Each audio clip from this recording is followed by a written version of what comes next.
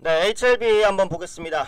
FDA 통과 이제 실패 이후에 주가가 좀 등락을 보이다가 최근에는 이제 주가가 크게 움직이지는 않는 모습인데 FDA 관련해서 이제 신규 소식이 하나가 있어요.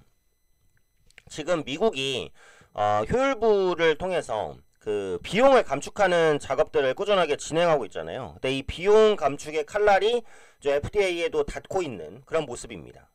그래서 FDA에 대한 대규모 인력 감축으로 인해서 신약 허가 절차가 늦어질 수 있다라는 우려감도 있어요. 그래서 이 부분은 어느 정도 HLB뿐만 아니라 이제 다른 제약바이오주에도 일정 영향을 미칠 수 있는 이슈이기 때문에 이 FDA 인력 감축 관련해서 간단하게 한번 보겠습니다. 자, 요 부분인데요.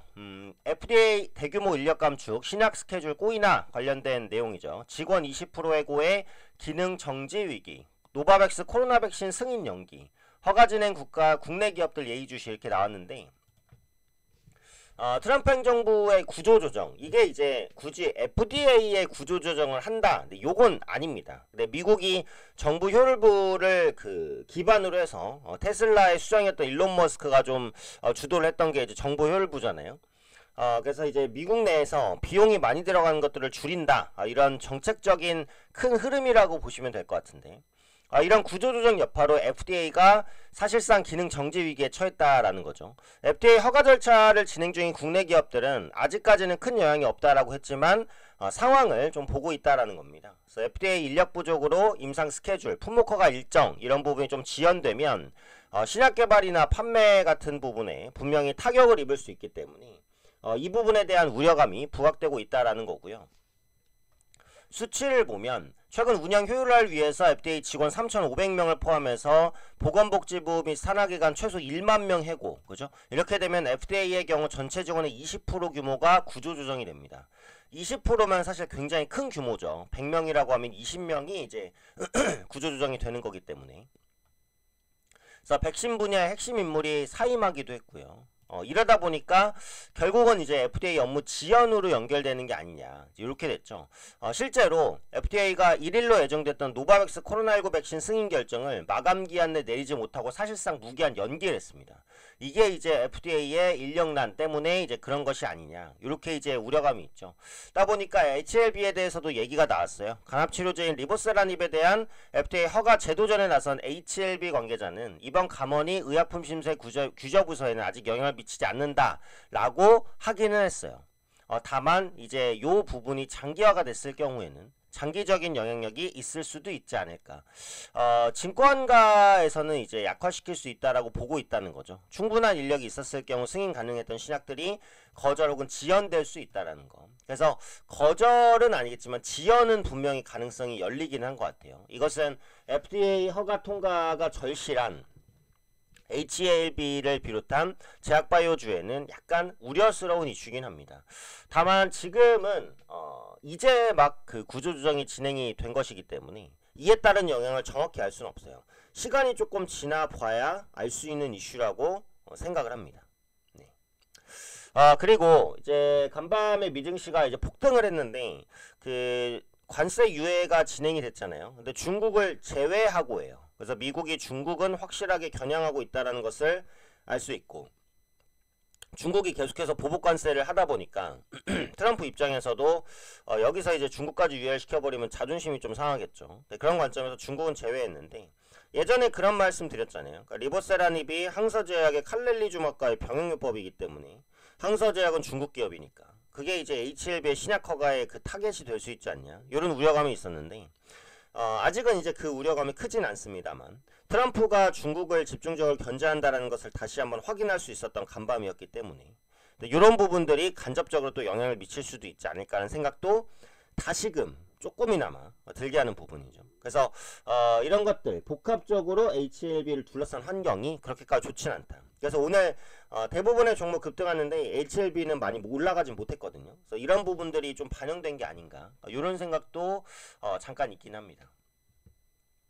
그래서 이제 최근에 나온 내용들 보면 HLB에 대해서는 걱정하지 않아도 된다라는 기사들은 뭐 꾸준히 나오고 있어요.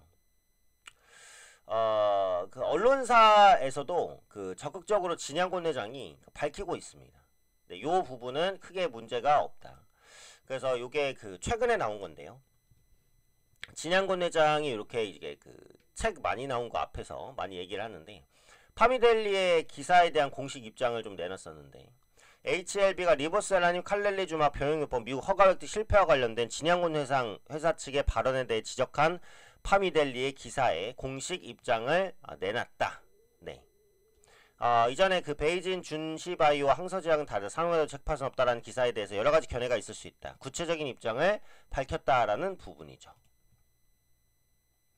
그렇다면 이제 요 기사에 대해서 한번 살펴볼 필요가 있겠죠. 자, 파미데일리가 그 바이오 기사가 많이 나오는 매체입니다. 파미데일리. 이름부터 팜이 들어가죠. 근데 이제 그 프리미엄 콘텐츠로 선공개가 됐었는데, 요게 베이진 준시바이오와 항서제약은 다르다. 상용화돼도 잭팟은 없다.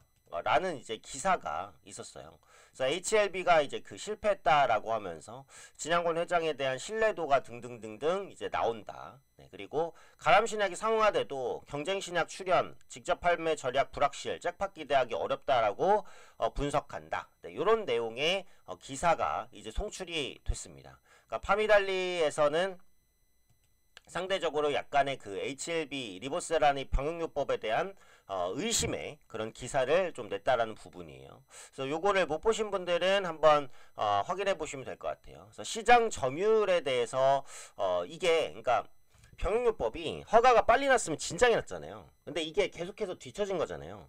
계속해서 뒤처졌을 때 비슷한 효과를 내는 다른 제약바이오 상품들이 계속해서 연구를 진행해 왔겠죠. 그래서 극적으로 이 병용요법이 통과가 된다고 하더라도 이미 연구되었던 진행요법들이 요 효능과 준한 혹은 요 효능을 뛰어넘는 상품들을 빨리 출시할 수도 있기 때문에 실제로 이 병용요법이 점유율을 크게 가져가기가 어렵다. 요런 지적은 이전부터 했었어요. 그래서 이 팜이데일리에서도 요 부분을 지적을 했던 겁니다. 그래서 요거에 대해서 이제 구체적으로 반박하는 기사를 또 냈다라는 부분이에요. 여러가지 해석이 있을 수 있다라는 부분은 인정은 했습니다. 다만 어찌되었던 간에 CMC 부분에서 지적받은 사항은 수정 보완 가능하다. 이렇게 이제 밝혔고, 나중에 지적사항이 무엇인지 공개된 후에도 최악의 경우에는 추가 임상을 해야 할 수도 있다라는 해석을 할 수 있을지 그때 묻겠다라는 것은 굳이 그렇게까지는 안 갈 가능성이 높다. 이렇게 이제 보는 거고요. 베이징과 준시바이오를 현재 HLB와 항서제약과 같은 선상에 비교하기에는 무리가 있다라고 지적한 것에 대해서도 이제 입장을 밝혔죠. 그래서 중국 갈등 영향에 대한 다시 한번 단언했다. FDA 심사에 참여하는 사람은 다인종. 네, 그래서 FDA가 미국에 있지만 미국에서 심사하는 것으로 보이지만 참여하는 사람은 다인종이기 때문에 미중 갈등으로 인해서 항서제약을 무조건 쳐내려고 하지는 않을 것이다. 요게 이제 진양곤 회장의 그 논지였다라고 보시면 될 것 같아요. 그래서 리보세라닙의 중국 연매출 7,400억 원이 높은 규모가 아니라는 파미델리의 지적도 있었는데요. 시장 규모 계산식은 처방 환자 수 플러스 평균 치료 기간 곱하기 약가다. 네. 중국 신규 암 발생은 482만 건, 전 세계 24%, 시장 규모는 5%로 작다라는 거죠.